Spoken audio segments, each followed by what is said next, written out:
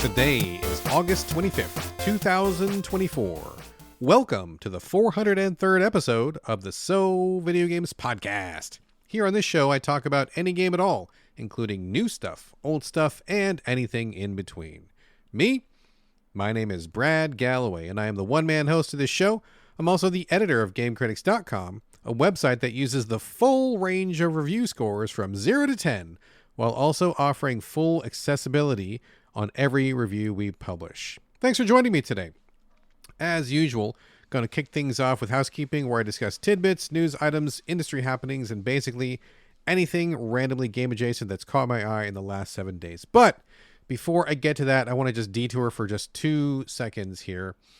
We talk about a lot of games on the show, lots of stuff going on in the world. Everybody's busy, lots of things happening. We've all got lives, etc., etc. But I wanted to just take a minute and pause on the idea of being grateful. Now, why am I doing this? I've been in the field for a long time in games, been in my non-game field for quite a while as well. And, we've all got lots of stuff, bills to pay, kids to take care of, errands to do, chores and stuff. And we all kind of get wrapped up and rolling along in life. And then before you know it, you look back and a week's gone by, months gone by, years gone by, all that kind of stuff. And you just think, where's the time go? But I really want to encourage everyone listening to the show to just take a pause every now and again and just really look around and, hopefully you feel good about where you're at and you are grateful for what you have. Now, for me, definitely, for sure. I have definitely had my share of hard times and hard knocks and disappointments and things that have been stressful. For sure. I don't think any of us lives a stress-free life. And if you did, probably would be, unimaginable. I can't even imagine what it would be like to live a life with no stress. But this week, my wife took a quote-unquote week off. She works a very busy schedule. She works basically 24/7 for her job. And she does a lot of good work. She helps a lot of people. I feel like her work is really worthwhile. And this is the first vacation she's taken in quite some time, but it's not even really a vacation because she can't take that time off because she's so important and so vital that, if she stepped all the way away, all sorts of stuff would go down without her. She wouldn't be around to help out and it would just be a mess. So it's kind of like, even though it's a vacation, it's kind of a partial vacation. Still watching email, still answering phones every now and again. But we are having some extra downtime that we didn't normally have. And so what we've mostly been doing is just getting up early in the morning before our son wakes up and making a cup of coffee and just sitting and watching some horror movies. My wife and I both enjoy horror, usually comedy horror, but we'll watch anything horror most of the time. And really, that's all it's been doing. We're not going to Disneyland. We're not going international. We're not doing anything crazy. We're not getting a loan so that we can afford some kind of crazy vacay. We're just really spending time with each other. Now, my wife is my best friend for sure. And I know people hear that a lot on social media and all over the place, but I actually genuinely mean it. I spend more time with my wife than anyone else. I love her the most. She is the best. If I had to only pick one person to spend the rest of my life with, it would be her. So that worked out since we're married. But, we're sitting there watching horror movies, sipping coffee, and I just look over and I just go, I just really want you to know that I appreciate this time. I really am grateful for the time that we have. We're sitting here, in each other's company, nothing fancy going on, no fireworks or anything, but we're just really grateful. And, on top of that, I was grateful to even have the coffee. I was grateful to even have the couch and to be able to watch something. I don't need to have 14 jobs the way that I used to, or the way that a lot of people still do. I have a house where it's warm and dry. I had food in the fridge. I can make a cup of coffee at will. I don't take that for granted. Everybody in my house is, in good health right now, which I'm really grateful for also. So, it wasn't anything like quote unquote fancy or special or explosive or, probably if you ask somebody what their idea of an ideal vacation is, it's probably not that. But for us, I was just really grateful to have all of these things, especially coming from a background like I did where I didn't have those things before. I had a lot of ups and downs, had a lot of turmoil in my life, didn't always have a partner I could rely on, didn't always have a place to be. So I am really, really grateful for those. And I just had a moment where I just was happy where I was. We always think that we need to buy stuff and get bigger stuff and be famous, and America has kind of put a lot of weird ideas in everyone's head about what it takes to be happy. But for me, I think I'm just really happy where I'm at. I'm really grateful for everything, grateful for my partner, grateful for my family. And hopefully you have something like that too. I'm sure that everybody wants a little something different. Something that makes everybody happy is a little different. And I get that, but maybe just take a minute, think about what you got, think about where you are. Hopefully you're in a good place. Hopefully you've got good people around you. Hopefully you are happy. And if you're not, then I certainly wish that for you. Okay, that's it for my moment of zen there. We're going to move on to housekeeping. Let's get right to it, folks. Let's see. What do I want to talk about this week? First up. Oh, yeah. We're doing a little something different.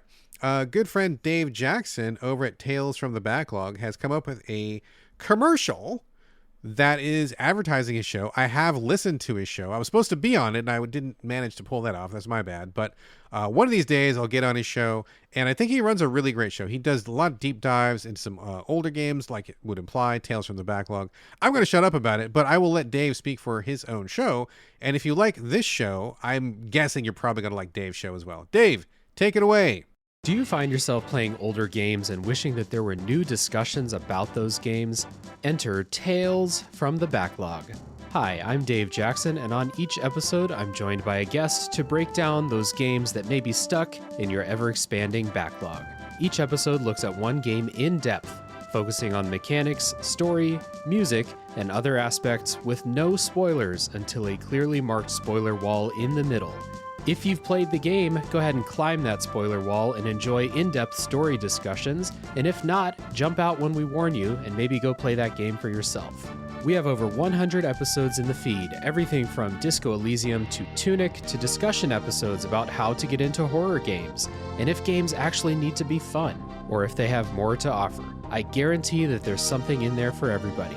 Once again, that's Tales from the Backlog, available wherever your podcasts are found. All right, that was Dave's commercial for Tales from the Backlog. Give him a shot. And if you like this show, I bet you will like his show as well. Also, since we're talking about other podcasts, just a heads up that I am still uploading the GameCritics.com podcasts from a million years ago. I'm sure you've seen them in your feed. They are posted at the GameCritics.com website. I have revised the page. So I used to have just like straight up links, but I now have implemented players on the page. So you can listen directly from Game Critics if you like. It's probably a little bit easier that way. Saves you a click. And just a heads up that those are there. Give them a shot. I have been very pleased and surprised, mostly surprised, but also pleased that people have like really gone back to those shows and are listening to them, even though they are from a cajillion years ago. You can hear my voice. It sounds much younger and fresher and full of energy. not the burned out shell of a man that I am these days. But those are still coming. Just heads up, check them out if you wish. If not, go ahead and delete those and move on. You're still going to get So Video Games once a week. Regardless. Okay, now I know we have an unusual amount of preamble here before we get to the good stuff. I apologize for that. Before we get to the main portion, just a quick reminder, you can help support this very podcast by going to patreon.com/the So Video Games Podcast. Every little bit helps with the cost of hosting. Even $1, even $1 US American dollar helps. Also, a huge thanks to all of our Patreon supporters who are already putting their money where their ears is, and a special shout out to Ruben Berlin, who is our newest Patreon subscriber. Ruben, thank you so much. Mega appreciated. And this show is dedicated to you, sir. Also, heads up, there is a So Video Games Discord, which any listener is welcome to join free of charge. We've just had a bunch of new people join. If you want to get in on that and continue the conversation, just shoot me an email or on social media or whatever. Reach out somehow, and I will get you those details. All right. That was way more than enough preamble. Apologize for that, but now we're getting to the good stuff. Let's see. Let's start off with circlebacks, like I like to. This is when I come back to a game that I've brought up in greater detail on a previous episode of the show, and now I am just circling back to tell you what happened in the interim, where I'm at with it, any news, any quits, any finishes, anything like that. So let's get right to that. And speaking of quits and finishes, I did finish Deathbound, was playing that on PS5. Not going to get into all the details, but you may remember this was a third-person quasi-Souls-like. I don't know that it's really entirely qualified to be a Souls-like, but it's definitely in the Souls basket anyway. And this is one where you had multiple bodies to switch from. You started off as a shield and sword kind of guy, and then you had like a thief you could transform into, magic user, a lady with a spear, a heavy hammer using guy. Ultimately, you got 7 different bodies to switch through at just the touch of a button. So you can be walking through a level, block an arrow with your shield guy, stab somebody, and then you think, oh gosh, I need some more range, push a button, and you instantly turn into the spear lady, and you can do some long range combat with the spear lady, and then you think, oh, no, I need something else. Go back to the shield guy, push the button, go back to the shield guy. So I love that concept. We've seen it a couple times, but I don't think I have yet played a game that implements that body swapping concept better than in Deathbound. It was also set in a world kind of post-civilization, where the whole game takes place in the ruins of what they called the first men, like people like us who were like business people and capitalists and stuff. So a lot of it was like overgrown and weird and monsters, but there was also tons of recognizable stuff like bus stops and restaurants, and the final level takes place in a convention center, looks exactly like where PAX is at and stuff like that. So it was a really cool mashup of elements, and I finished it. I've finished very few games this year, and in general I've finished very few games, at least recently, because I just don't find a lot of games that keep my attention or that really feel like worth the investment of lifespan. So for me to click with this the way that I did was pretty special. I know that this game doesn't have the best reputation right now. It's pretty janky. There's roughness to it. It's not super tight. It's not super tuned. The graphics, to be perfectly brutally frank, it looks like they are like PS4 graphics at best, and they're pretty rough. I mean, the people have a little bit of a blocky sort of angular look to them, which I think is kind of cool, but it definitely doesn't seem like super modern, right? And also, for example, like when they're in the cutscene, no one's mouth moves, the eyes don't blink or anything. And honestly, it didn't really bother me even a bit, but I can see how people would think it looks a little bit, you know, I don't know, low caliber in comparison to a lot of the high octane stuff we're getting these days. But anyway, honestly, I thought it played great. I love the body swapping mechanic. I love the ability to switch between 4 different characters out of 7 at any time, and being able to go back to a save point and switching if you want like one of the other 3 people that you had in reserve. And just that whole mechanic worked really well. I also want to give props because I think this game does the body swapping better than anybody else, specifically in terms of body swapping in the middle of a combo. Many games have tried to do this. It usually ends up being swapping weapons during a combo, but the same idea of you start an attack with one thing and then push a button and switch to something else in the middle of that combo in order for more damage or to do a dodge or something like that. Tons of games have tried this, and to be frank, I fucking usually hate it. I fucking hate it most of the time because it ends up being needless complication. It doesn't usually work that well, and it just is so fucking annoying. I just don't like that in general. But Deathbound finally gets it right, and in fact, it became a pretty crucial aspect of gameplay. Many of the bosses in this game are quite difficult. I mean, we're not talking like, you know, Elden Ring DLC level of difficulty, because fuck that. But, you know, there are some battles that I'm like, oh, Jesus, this is kind of hard. But really, it all came down to using the body swap mechanic. And it's funny because in the beginning, I tried not to, just because I was already trained to hate it from the other games where I didn't like it. But once I started hitting some tough bosses, I was, you know, really getting stuck, and I watched YouTube for some help. And they were all really leaning hard on the body swapping. And I'm like, okay, well, that's the one thing I'm not doing. Maybe I should try that. And that really was the key, because when you attack with one person, let's say that you're the sword guy, you swing the sword, you make contact. As soon as you make contact, and this is not like lightning reflexes, there's a very generous window where you can hit the button and you'll still pull off the move, which I think is great. I love that they make it so flexible. You don't need lightning fast reflexes. But you hit somebody with the sword guy, you hit the switch button, and you can transform into, like, let's say the magic user guy. And then he swaps bodies, and when he comes in, he does like this giant explosion. But also, while they are switching, they are invulnerable. So that was really like a big key, right? Like on some of the toughest boss battles, I would get in there, hit a couple times with whatever character I was using. I would see the big move being telegraphed. It was coming my way. And as soon as it was coming in, I would do a quick hit and then transform. And in the middle of the transformation, the enemy move would land. It would go right through me. And then I would transform with a giant retaliatory hit as almost like a counter. So once I figured out how that worked, and once I knew it was reliable, I was like, okay, this is the first game that's ever got it right. I get it. They need me to use it. I have to use it. Okay, but it works well. No problem. And I really adapted pretty quickly. And that became like a really clutch move for the rest of the game. So I will say that that was great. That was a big success. I think the character design was really cool. They also explained the story right out on Front Street. There was no confusion about what was going on. They were just like, here's the characters, here's what they did, here's what happened. And they just fucking told you. Barely any text to read in the game. You didn't have to read item descriptions. You could if you wanted to, didn't have to.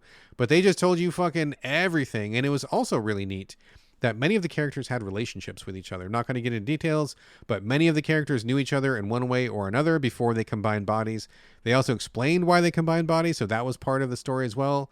And then you get to the end. I think there's 2 different endings. I got the ending that made sense for me, and I was happy with that. And just the whole thing came together really well. I just thought it was pretty well paced. I thought most of the levels, for the most part, were fine. Level design was probably one of the weaker areas where sometimes it would be a little bit confusing about where you had to go.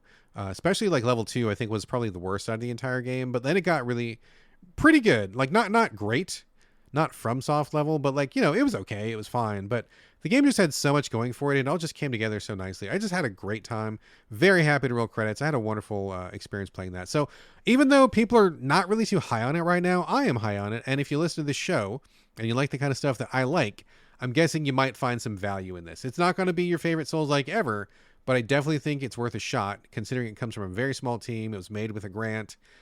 These people are really shooting for the stars on this one. And I think they did something really nice here. If you can get past the rough graphics and the rough controls, I think it really shows the quality of their initial vision and what a right path they were on. What a good idea they had. So huge thumbs up for Deathbound. Definitely one of my favorites of this year. I had a great time from start to finish.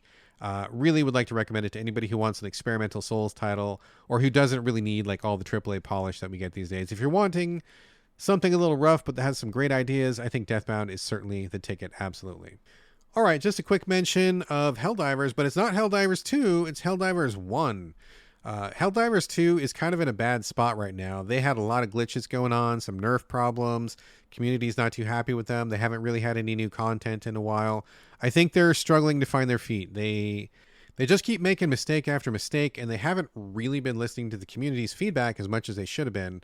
And I think they're kind of feeling that sting right now. So I kind of just walked away from it. I honestly haven't played it in like maybe a week, which feels weird because I was playing it basically every day with my wife and my son, but we all kind of felt like over it for a little bit. I'll happily come back when they patch it up and get some new content in there, finally add the friggin' vehicles and like whatever. Like we'll come back to it, but just right now, it just feels like it's in a really bad place. So we were kind of in the mood to play something similar, and my son was like, well, we haven't really played Helldivers 1 in a long time. Let's go back to it. And I'm like, oh yeah, fuck yeah, let's do that, dude. So we fired it back up. Everybody re-downloaded it. We fired it back up and was playing on PS5. Originally played it on PS4. And god damn it, like it's great. Like it still holds up. I think we see a little bit of the modern Helldivers 2 mistake making when it comes to some of the very, very, very late game DLC they added to Helldivers 1. They added, I believe, 3 extra difficulty levels on top of the ultimate Helldive difficulty level that the game originally shipped with.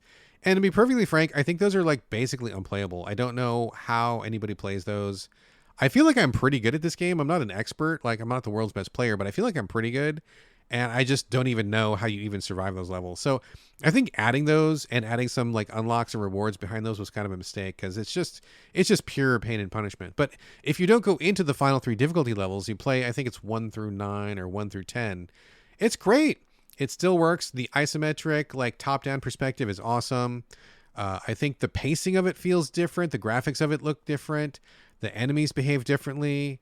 I mean, it's so many good times and good feels from when we played it originally, but it's still just a fucking great game. I think the earlier levels show great balance, great level design, tons of like weapons and stuff you can call down. Vehicles are in there. There's 3 factions you can play. I mean, it's just really good stuff. Feels very well-rounded, very complete experience. Good times. And there are definitely some notable differences too. The stratagems don't work the same, so you can't just call things over and over. The camera, I think, is also really a big difference. And honestly, I think that's really the only thing that Helldivers 2 does better than 1 so far is the way the camera's handled. In the original game, you could have up to 4 people, but they were all limited to being on the same screen, which could be a problem because if one person needed to like dodge away to get away from a monster or just to walk to the side or something, they could only walk as far as the screen allowed. And if somebody was on the left side of the screen, but you needed to dodge to the right, you couldn't go outside of the screen. So that created a problem. And honestly, that was my one big desire for the original Helldivers, was to be able for players to be moving more independently and freely. But other than that, it still is great. It looks great. And there's still people fucking playing it. We jumped in. We had no problem finding a match at all. And then somebody joined us in one of our matches right away. Had a good time. The system works essentially the same as the Helldivers 2 multiplayer system. So it was great. It's still alive. It's kicking even after 10 years. People still playing. We had, a really great time. And it reminded us of why we loved Helldivers so much in the first place. So I wish the Helldivers 2 devs, Arrowhead, I wish them the best. I hope that they get their screws tightened and their bolts fastened and get that ship back up and running again, get it afloat again, because I would love to come back to Helldivers 2 and just have more fun with it. It just needs to recover, right? Like it's in a bad spot right now, but they'll get there. And in the meantime, we have Helldivers 1 to console us. And it's great. If you like Helldivers 2 and you haven't played Helldivers 1, do yourself a favor and go back to play it.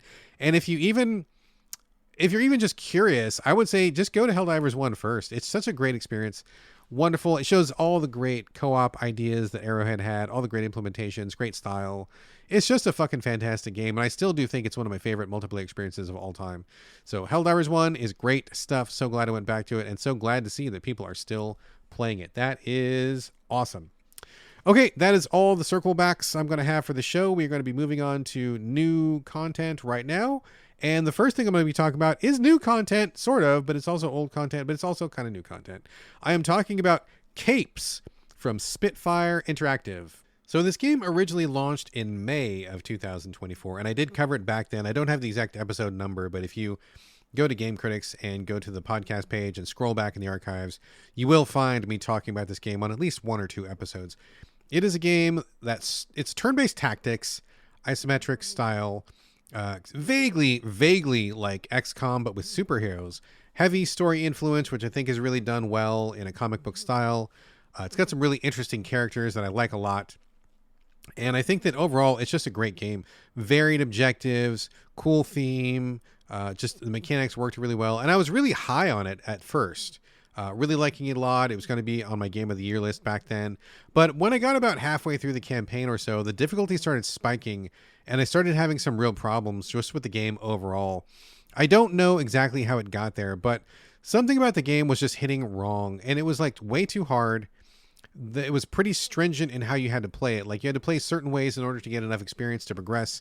And if you didn't do exactly the right things, and I'm not just talking about just like finish the level or whatever. It was like push 5 guys off a ledge, or like do a certain number of team ups and, finish a level by round 3 or whatever, like pretty prescriptive stuff.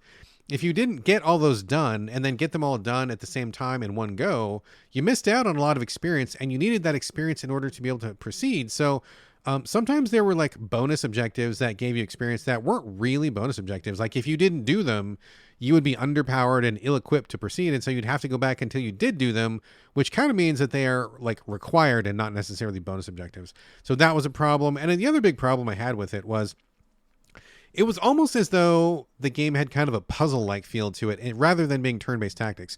It looks like an XCOM, but rather than having the ability to just go in and do whatever you wanted to and use your various tactics as you saw fit, sometimes there were like very specific moves you had to do or very specific actions you had to take. And if you didn't do those things, it just caused a cascade effect. Like you would just be screwed for the rest of the level, or there'd be little tricks that kind of tied your hands. And so between the spiking difficulty, the requirement to get the quote unquote bonus objectives done, and the puzzle-like aspect of the game, I really burned out on it. And it was disappointing because I felt like so much of this game was awesome and really done right. It just didn't happen correctly when it finally got to retail. I don't know exactly what the problem was. I'm not sure if it was an issue of maybe the developer's vision didn't line up with players' expectations, or perhaps they didn't play test enough. I think something that happens often with games like this is that the developers get really, really good at their own game, or they look at their own game so many times, they kind of lose sight of what it feels like to be somebody approaching this game from the outside. They forget what it feels like to be a first-time player. And then everything has been ratcheted up so high that you just can't really get into the game. Like it's too hard. You just haven't played it for 600 hours. And so you get bowled over. So I don't know if that's it. I have no idea. I don't know anybody on the team. I don't have any inside information, but I would just have to assume it's one of those things. But regardless, it was a huge bummer. And to be frank, I emailed the PR people who represented Capes, and I believe I even made contact with the developers back then. And I was like, holy cow, you guys, this is a great game, but it actually sucks because the difficulty is so screwed and it's just not fucking fun. Like, you guys are killing the fun.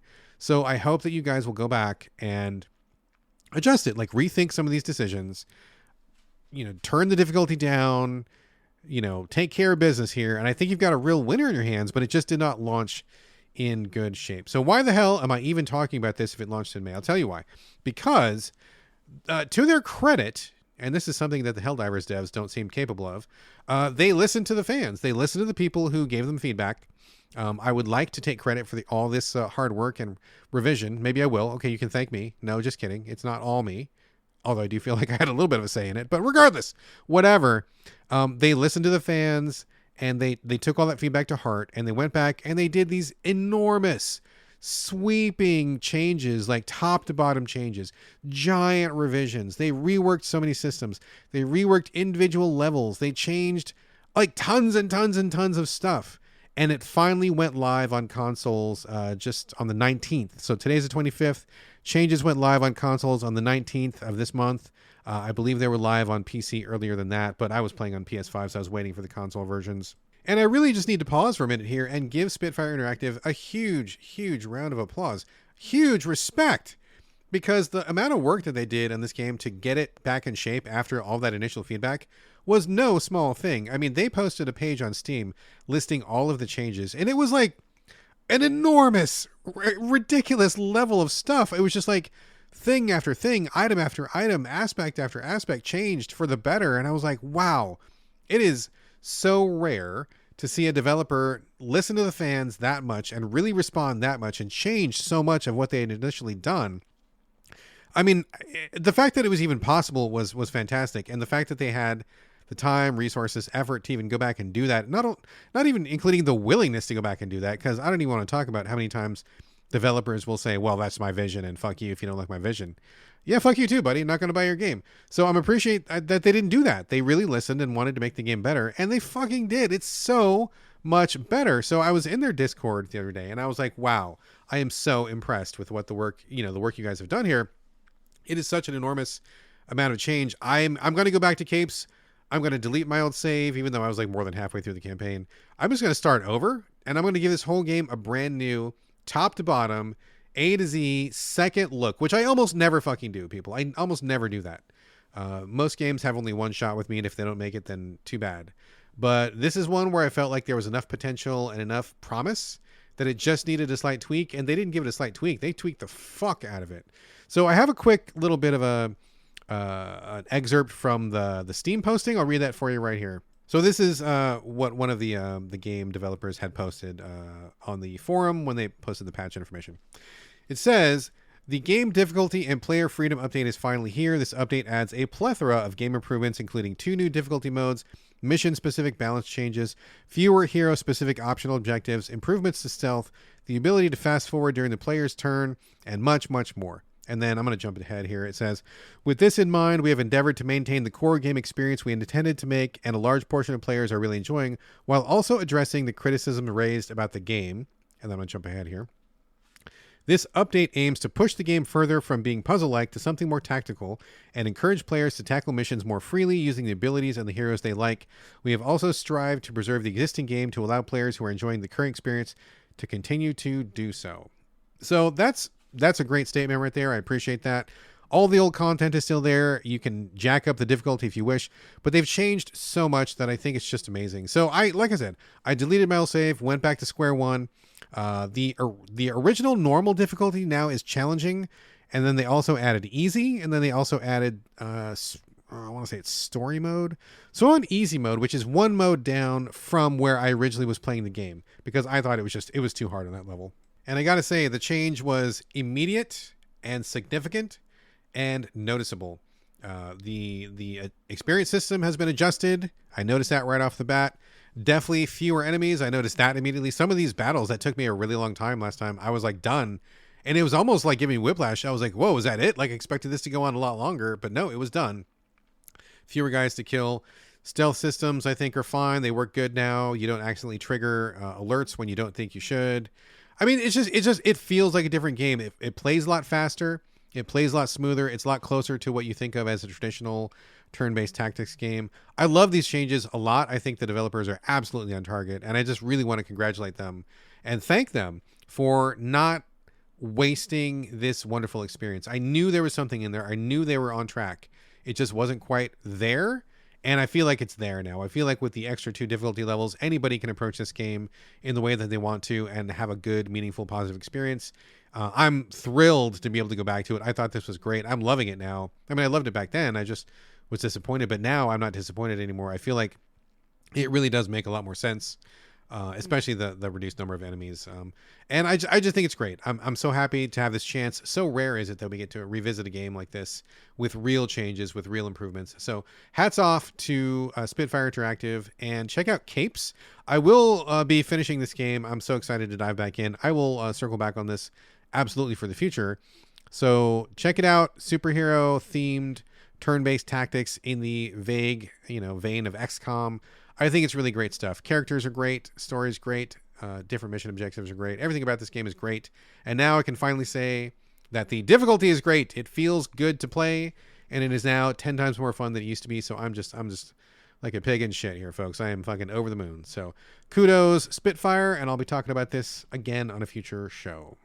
Next up is a game called Kamikaze Lassplanes, Lassplanes. Oh, and I forgot to mention, I believe, yes, every game that I will be talking about on this show today was played from a code given to me by publishers or developers.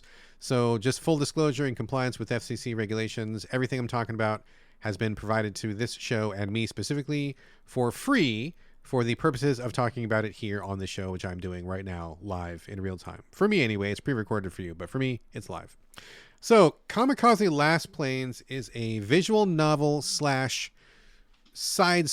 2D shoot 'em up, which is interesting. If you listen to the show, then you know that I generally do like visual novels, but I like them to be visual novels that really take advantage of the video game medium. And what I mean by that is I do not care for visual novels that are simply reading a book on a screen where there's just like pages and pages and pages and pages of text.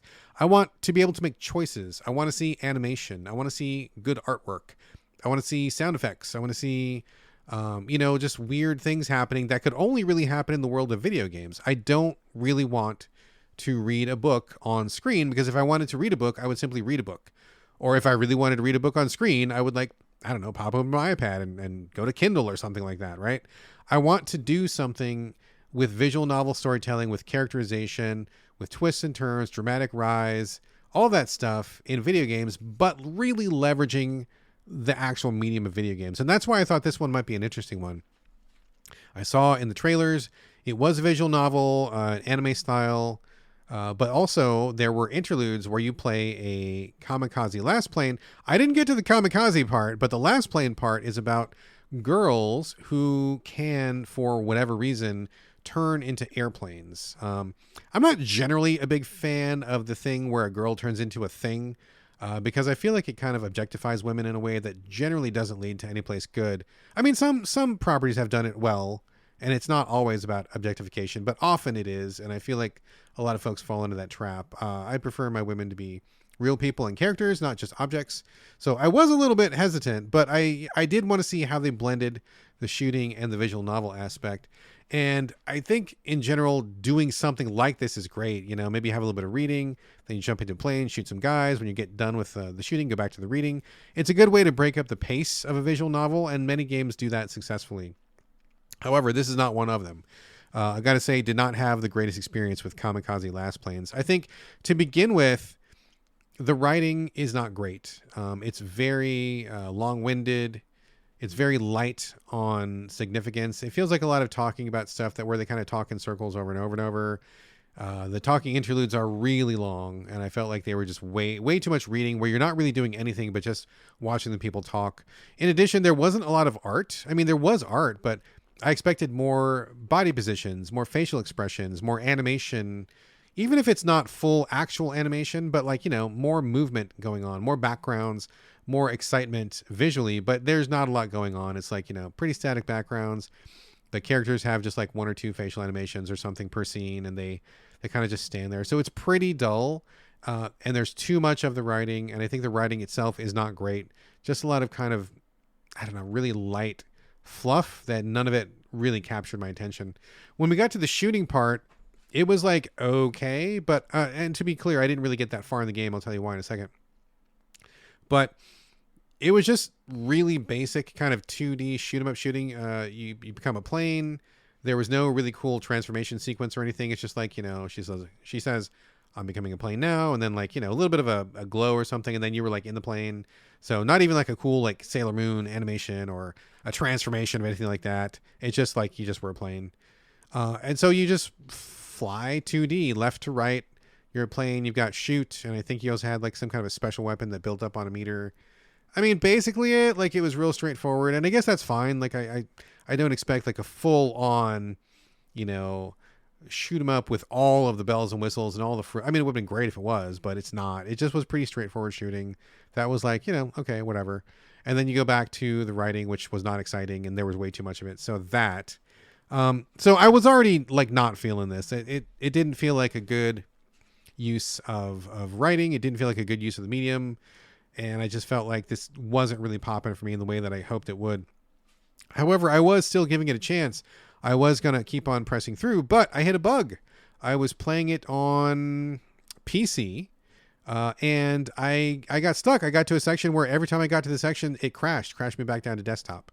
So I think the developers have a little bit of work to do on this. And once I got to that crash, I was already not feeling the game. Like I was already feeling kind of bored, and I was kind of just hoping it would get better, but I didn't see a lot of any sign that it would.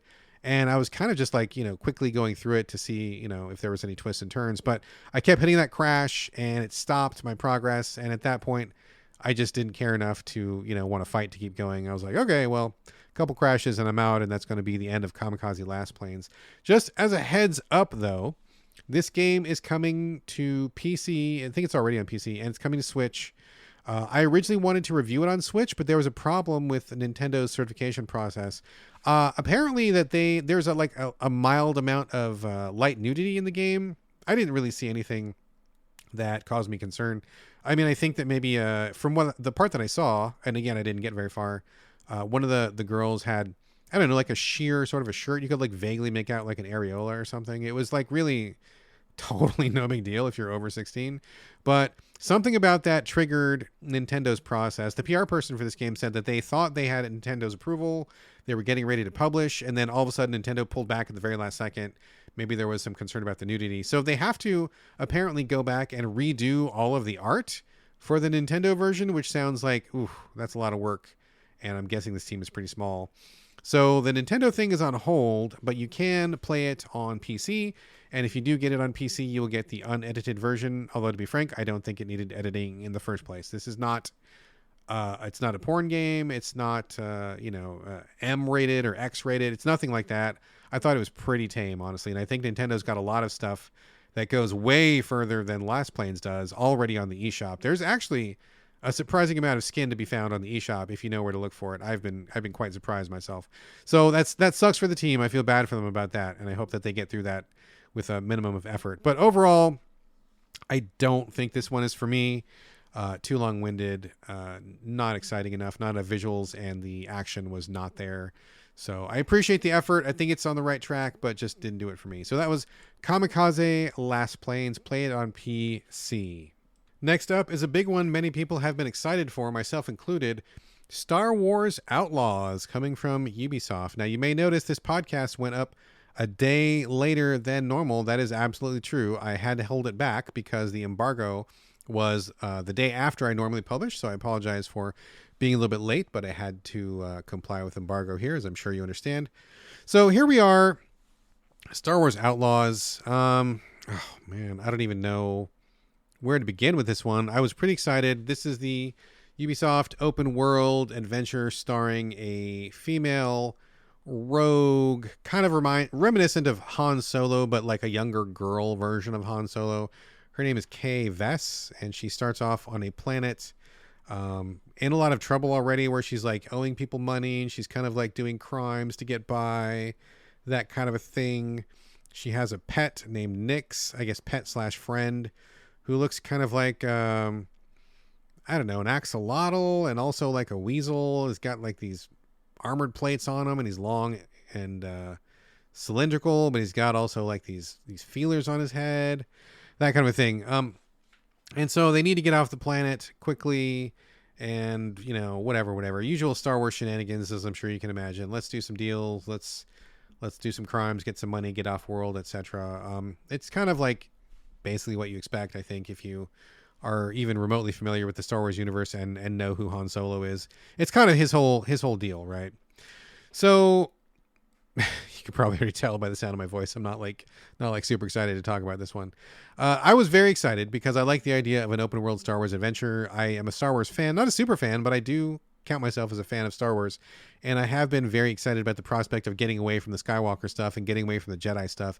It seems like there's a million billion stories to tell in Star Wars universe, and I really want to see more of that. Like when The Mandalorian first came out, I thought that was great because it was something else and something different and new, and I really liked that first season a lot. I thought it was excellent. So I'm thinking, okay, this is a chance for Star Wars to do that again, to get away from that stuff and to present something brand new, which they did.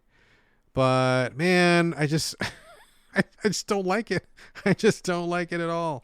Okay, so what are my problems with it? I think in general, it's really, I don't know. If I had to pick a word, I would just say the whole thing feels very clunky, just extremely clunky.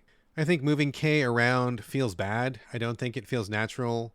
I don't like the button configuration on it, and you can change the controls in the menu, but I was never able to really get super comfortable with the controls, and I was surprised that you couldn't remap everything. I think there was alternates, and I think I was using like the primary control setup, but the alternate aspect of that. They use the R3 button like way too much in this game, which I think is kind of irritating. Oh, and before I get to any of the negatives, I do want to give a shout out because they go like bonkers, cuckoo bananas crazy with the disability settings and the accessibility settings here. I mean, in a good way, like amazing way. Like they went further than any developer I think I've ever seen, except for maybe Naughty Dog, when it comes to accessibility. There was like pages and pages and pages of accessibility options, like all kinds of crazy stuff. And I was like, wow, they really went above and beyond here. Changing the text and the sounds and what you want captioned and what you don't and what the captions look like, and adjusting the mini games and the difficulty of these things. I mean, there's like just like a hojillion number of settings you could tweak before you even start the game. The screen reading and stuff, everything. My hat is off to them, to the Ubisoft accessibility team. So this game, like complete home run, total gold star, absolute respect for the accessibility. So just, I want to get that out of the way first. That's amazing. That's a win. But getting back to the game itself, I don't think controlling K feels very good. I don't think that the way that you use Nyx is very good either. Now, full disclosure, I don't like the way he looks. I think he looks really like cheesy in sort of a bad Ewok way, where it's just kind of like too cutesy, and I just don't care for him as a companion. But you use him or them or whoever to do various things like grab items from the environment, or to trigger far switches, or to distract enemies to get them to turn around. The grabbing items is worthless. It takes too much time and it's too clunky. Oftentimes it's easier just for you to go run over there and grab it yourself than it is to go send Nyx to get it, which seems to defeat the purpose. Distracting is okay. Switches is okay. I just don't like working with Nyx. It's not smooth and as effortless as I would like it to be. And I noticed sometimes when I was in certain parts of the level, he would try to go do something for an enemy that was like not even in my same area. There'd be like walls between us. And instead of focusing on what was in the room, he would want to go distract somebody that was like in the hallway across from another room or something. It was like way too far away. Like it shouldn't even have registered on the radar. And so using Nyx to me felt like kind of a annoyance. The only thing I found it was good for was if you push the button that gets Nyx ready, it kind of highlights things in the environment, and so you can kind of see things a little bit better, kind of like a little special vision mode or something. But that's not the point of it. That's not what it's for. So that was just kind of like unintended. But K feels slow and chunky, and I also don't like the level design. I don't think this game looks good. I think it looks really drab and dull, and I don't know if I'm crazy or what, because I've talked to a couple people who are playing this game for review also, and they are both like way bigger Star Wars fans than I am. Like they are pretty hardcore Star Wars fans, and they think it looks amazing. They love the atmosphere and the environment. They love all the stuff. To me, it looks murky and drab, and I have a hard time visually navigating. I don't think the map is very good, and so I was often like trying to figure out where to go, getting lost in a couple times because I can see the marker, and I don't think the map markers work very well either. they are not as clear as they need to be. And so I was often like just kind of circling around in these levels that feel too big and too complicated for their own good. There's also like a stealth element. The very first stealth you get to is like an instant fail stealth, where if someone sees you, it just says game over and you get sent back. And I'm like, dude, are we not past this?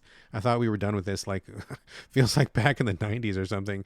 But after you get past that first initial one, you can stealth or you can usually shoot. I didn't think either one was great. It just doesn't feel very good. I feel like it feels kind of sludgy and molasses like, and running around shooting guys was kind of just really dull, and doing the objectives I don't think was great. You have to like steal stuff for people, do these heists or whatever. I don't know. I just think everything about it just doesn't feel very good, especially the beginning. The story isn't strong, and so you get kind of launched into events without a lot of preamble, and then you're kind of just like rolling along. None of it was clicking. None of it was popping for me. I got a fair chunk into it. I mean, nowhere near the end at all. I mean, I put maybe, I don't know, 4 or 5 hours into it, maybe less than that perhaps. But I got through like the first 2 major heists that you do, and rode the speeder bike thing around for a while, which also didn't feel very good. It felt pretty awful, honestly. The camera was like really sketchy during that. And so like I would try to drive around and the camera just wasn't working right. So I don't know if there's still some fixes to come in, or they need to do some polish after it launches or what, but like literally nothing in this game felt good. And as I sat there, I was like, none of this is working. I would much rather be playing anything else. I almost want to like go walk my dog instead, or I want to go read a book or something instead. It just was not working.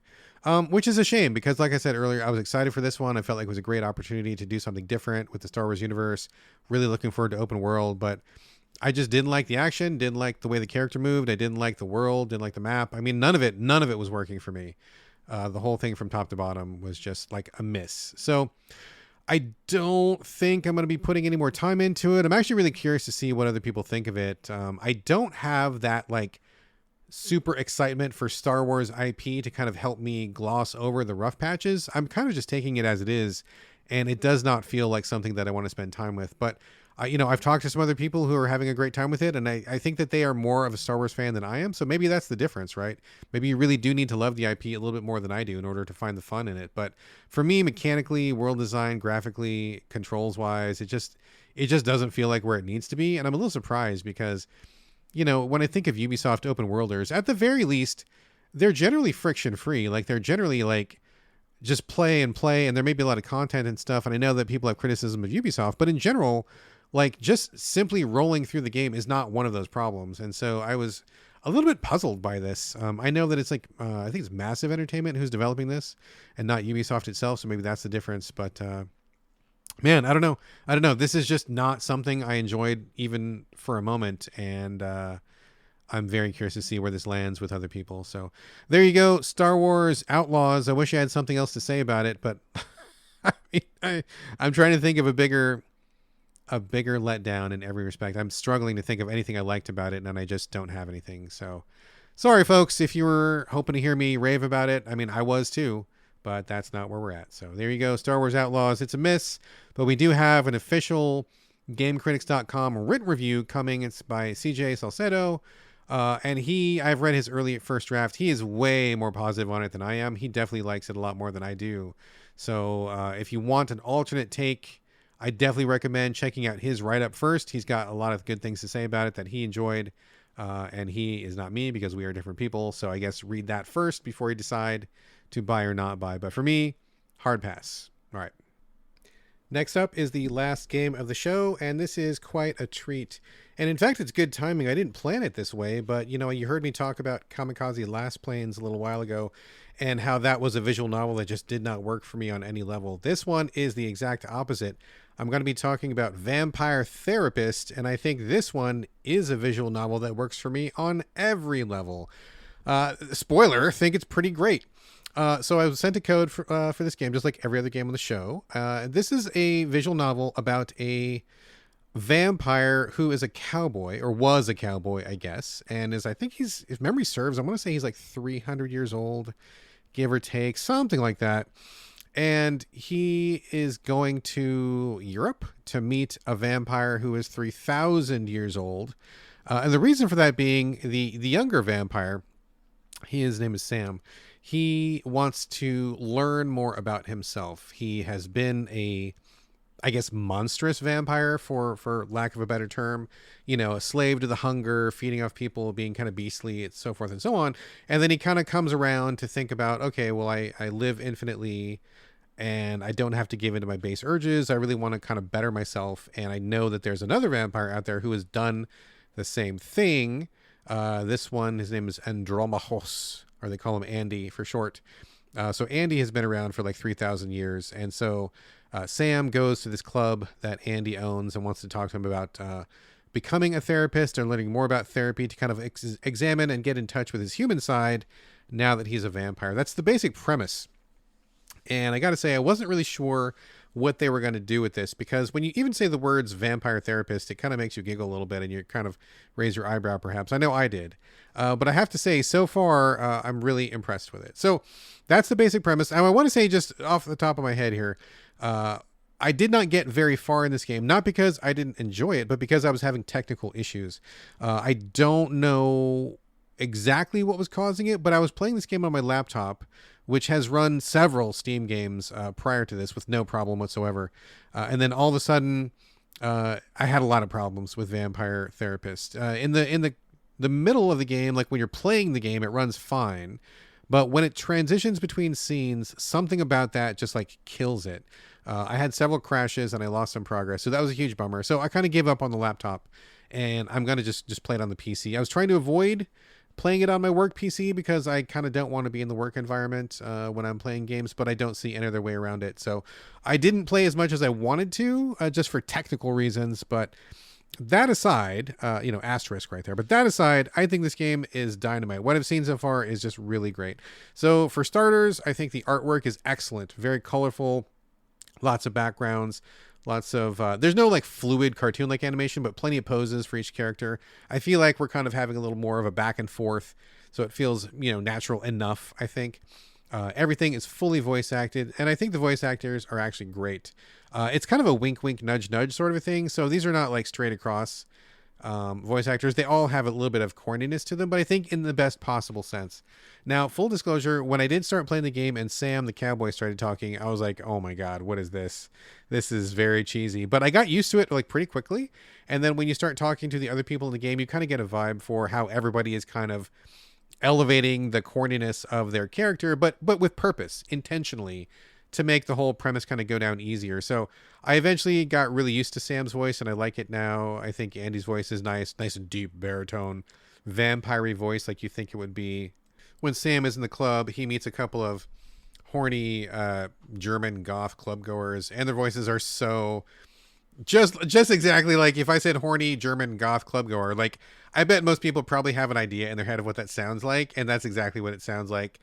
And so it all just kind of fits. Like, it sets the tone because the art it's not cartoony, but it has a slightly cartoonish edge to it. But I think it's very attractive looking, very nice, great colors, and I think it matches the voice acting perfectly. Very much a fan of that.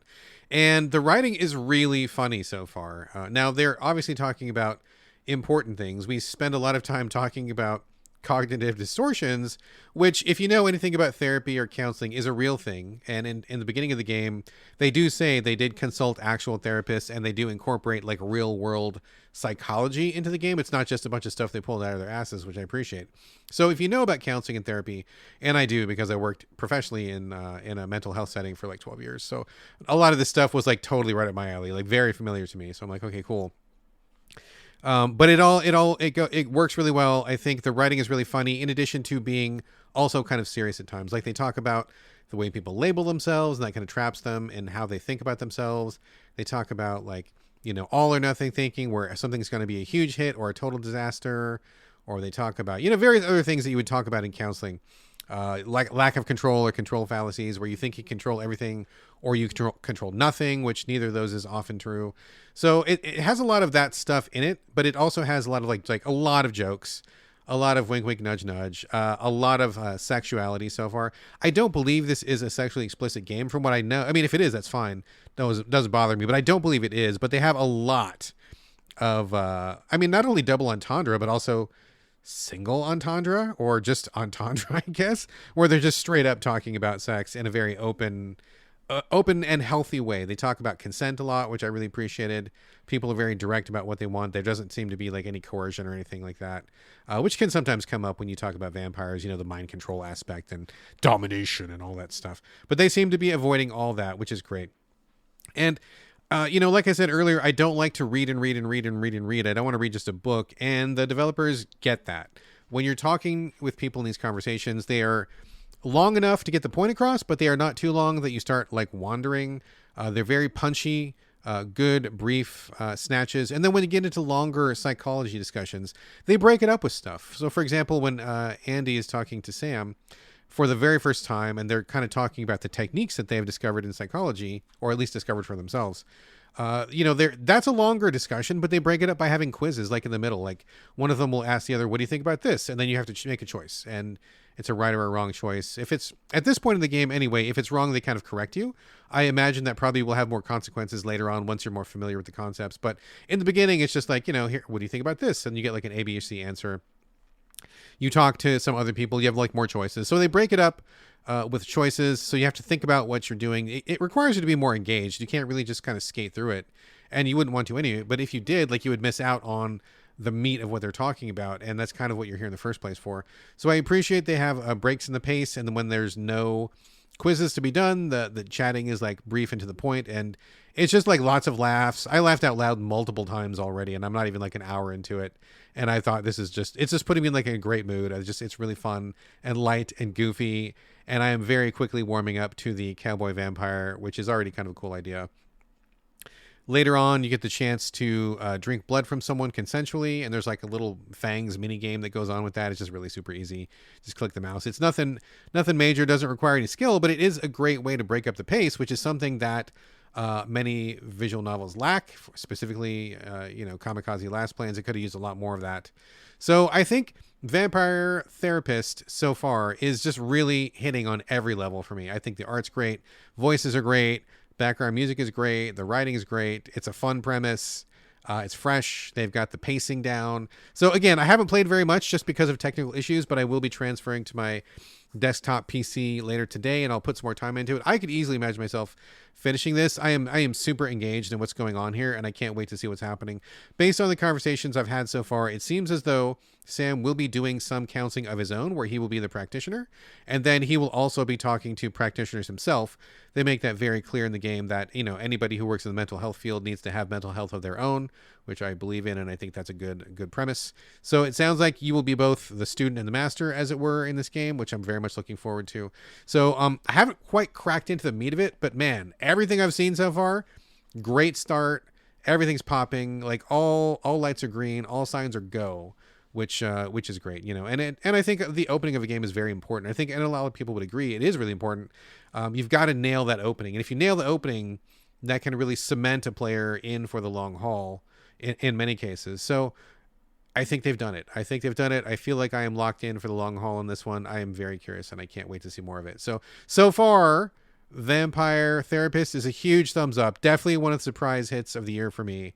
And I am just absolutely pleased with the quality of this so far. A little bit of a bummer about the performance issues on my laptop, but it'll run fine on my PC, on my desktop, I'm sure. And I will circle back on this one later. You can absolutely count on that. So if you want a very neat, offbeat visual novel that does something a little bit differently, so far, based on what I've seen, Vampire Therapist is the shit. So I cannot wait to see more. And there you go. That is Vampire Therapist, playing it on PC via Steam. All right, that was Vampire Therapist. That was the last game of the show, and the game portion is officially now done. But as per usual, I do have a few non-game things to mention this week, usually TV and movies, which I will certainly talk about right now. First up, my wife and I finished The Brokenwood Mysteries. This was a New Zealand show set in New Zealand about New Zealand people, about a detective and his assistant detective, and then their other assistant detective, solving crimes in a little town called Brokenwood, fictional town called Brokenwood in New Zealand. My wife and I are big fans of New Zealand TV and movies. They have a good sense of humor that we appreciate, and we like just like every scene in New Zealand is like so fucking picturesque. Like there's so many great vistas, so many great views, so much trees. It is an island, not a tropical island, but it is an island. And because of that, like whichever way you turn the camera is something beautiful. But beyond that, it was just a really fun show. It was 10 seasons of kind of like murder of the week shows where the officers will go and investigate whoever died this week, and they'll talk to the same group of locals and, just kind of poke around and do some Columbo style crime solving. And then at the very end, wrap it all up. But that wasn't really why we watched it. Like, we didn't really watch it for the crimes or anything. We watched it for the cast. The cast are like really good. We enjoyed the main characters of the show. And it was the cast that kept us coming back episode after episode. Neil Ray played Detective Mike Shepard. Fern Sutherland played Kristen Sims. And they had a great supporting cast. Everybody on the show was like a character in some way or another. And I really liked the small tent atmosphere because it meant that you would see the same characters over and over and over. Like going to the bar, you'd see the same barkeep all the time. You'd see the barkeep's sister all the time. People that were like, you would think like one-off characters in previous episodes would come back later on because it was a small town. And so they would keep revisiting these people. And we really got to know them over the course of 10 seasons. It was just great to like be so familiar with these people and to have so many like lighthearted jokes. The show in general is pretty lighthearted tone. Lots of funny things. Just little quirks. Like, for example, the coroner was Russian. And so she would have this really harsh take on a lot of things. And she would like say things wrong. And it was just really comical every time she showed up on screen. Or like Kristen Sims, played by Fern Sutherland. Like every lesbian in the show wanted to get with her, and she was straight, and so that was kind of like a running joke. She also was like terrible at making coffee, so like you would see the coffee joke pop up all the time. It just felt like just getting to know a group of people, and we were really comfortable with them, and we really liked them a lot. And so it's just a really fun, warm atmosphere. And then they solve crimes on top of it, so that was really great. But watched 10 seasons of it, and we got to the end of it. And we were like, oh my God, I'm going to be so sad when there isn't any more. We thought it was canceled. It is actually not canceled. And so we got to the end and we realized, oh, we just caught up. There's actually a whole new season going to be coming. And we were like so happy. Like we threw ourselves a little party and we were just like so glad there was going to be more Broken Wood coming. So anyway, we finished what was available, 10 seasons of Broken Wood Mysteries. Thought it was fucking great. If you want something super cozy and fun and cute and light, but a little bit of detective work thrown in there.